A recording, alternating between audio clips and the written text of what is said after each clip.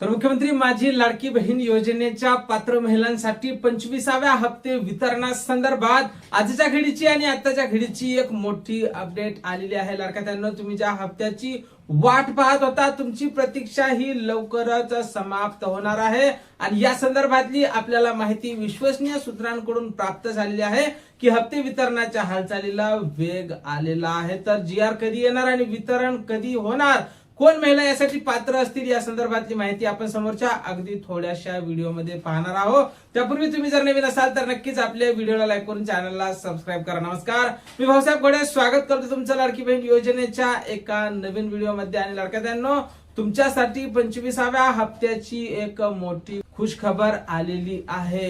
वितरणासाठी किती महिला पात्र असतील या संदर्भातली माहिती समोर आलेली आहे. तर पुढच्या वितरणासाठी जवळपास 1,66,00,000 एवढ्या महिला पात्र असणार आहे आणि जवळपास 90 लाख महिला या अपात्र करण्यात आलेल्या आहे आणि वितरणाच्या हालचाली सुरू झालेल्या आहेत. याचाच अर्थ असा होतो की ज्या महिला पात्र असतील त्या महिलांची यादी सुद्धा आता समोर आलेली आहे. जरी आपल्याला ती यादी पाहायला मिळत नाही तरी सुद्धा यादी समोर आलेली आहे आणि त्या यादीनुसारच वाटप हे होणार आहे. आणि या संदर्भातला GR हा तुम्हाला याच महिन्याच्या शेवटच्या दिवसांपर्यंत पाहायला मिळू शकतो. आणि एकदा का GR आला मग तिथून 2 ते 4 दिवस त्यांची प्रोसेस असते आणि त्यानंतर वितरणाला सुरुवात होते. मागच्या वेळेस फक्त 2च दिवसात 15 आणि 16 तारखेलाच या हप्त्याचं वितरण पूर्ण झालेलं होतं.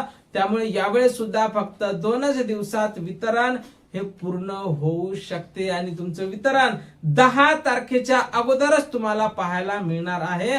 आणि ही तुमच्यासाठी मोठी आनंदाची बातमी असणार आहे. मिळालेल्या माहितीनुसार हप्त्याचं वितरण हे वेळेवर होणार आहे. आता यासाठी कोण महिला पात्र असतील, तर ज्या महिलांना जूनचा हप्ता मिळाला होता अशा सर्व महिला समोरच्या हप्त्यासाठी आता पात्र असणार आहे. त्याचसोबत ज्या महिलांचे डॉक्युमेंट व्हेरिफिकेशन झाले असतील आणि त्या जर पात्र असतील तर अशा महिलांना सुद्धा समोरचा हप्ता हा येऊ शकतो. कारण अशी माहिती समोर येत होती की ज्या महिला अपात्र झाल्या होत्या अशा महिला जवळपास 91 लाख होत्या आणि त्या महिलांची डॉक्युमेंट व्हेरिफिकेशन म्हणजे पुनर्तपासणी ही चालू होती. आणि त्या जर लाडकी बहीण योजनेमध्ये पात्र असतील तर अशा महिलांना निश्चितच लाडकी बहीण योजनेमध्ये सामावून घेतल्या जाणार आहे.